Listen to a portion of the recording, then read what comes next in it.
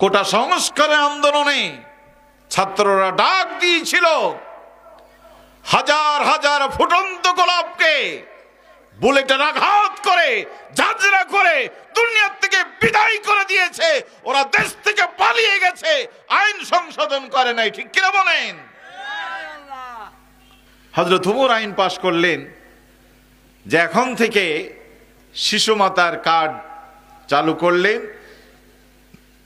যেই সমস্ত মায়েদের শিশু বাচ্চা আছে যারা দুধ ছেড়ে দিয়েছে তাদেরকে তিনি রাষ্ট্রীয়ভাবে তিনি তাদেরকে ভাতা প্রদান করবেন। আইন করে তিনি অবজারভেশন করতে লাগলেন যে আইনটা কেমন হলো, রেজাল্টটা কোন দিকে। ঘুরতে ঘুরতে ঘুরতে ঘুরতে দেখে এক মায়ের কোলে সন্তান কান্নাকাটি করে। হযরত ওমর জিজ্ঞেস করলেন, মা সন্তান কাঁদে কেন?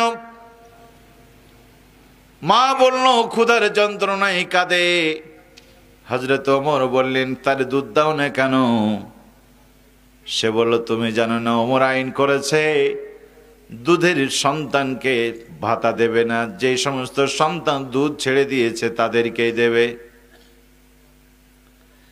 এখন যদি আমি তারে দুধ পান করাই আর ওমরের গোয়েন্দা লোক যদি দেখে রিপোর্ট করে আমার কার্ড বাতিল হয়ে যাবে, সেই জন্য আমি সন্তানকে দুধ দেই না। হযরত ওমর রাদিয়াল্লাহু তাআলা আনহু মসজিদে গেলেন, নিজের জামাটা এমন করে শক্ত করে চেপে ধরেছেন মনে হয় তিনি আত্মহত্যা করবেন। আর বললেন, ওমর যদি মরে যেত। মজলিসে শুরার মিটিং ডাকলেন, বাইতুল মালের মিটিং ডেকে বললেন, এখন থেকে দুধের সাথে সম্পর্ক নাই, বয়স বেঁধে দিলেন। এই বয়সের সকল শিশুরাই এই ভাতার আওতায় আসবে।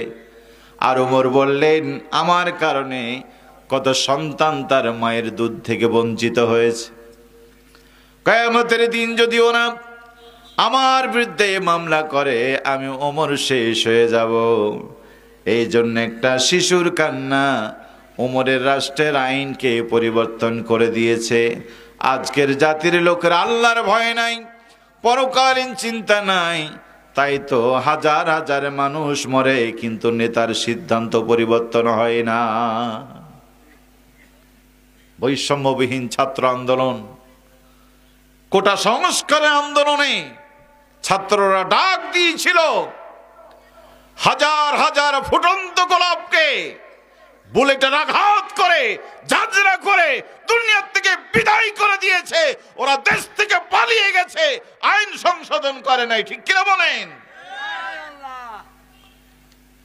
হাজারো মায়ের কোল খালি করেছে, অসংখ্য ছেলেদেরকে আজীবনের জন্য পঙ্গু বানায় দিয়েছে।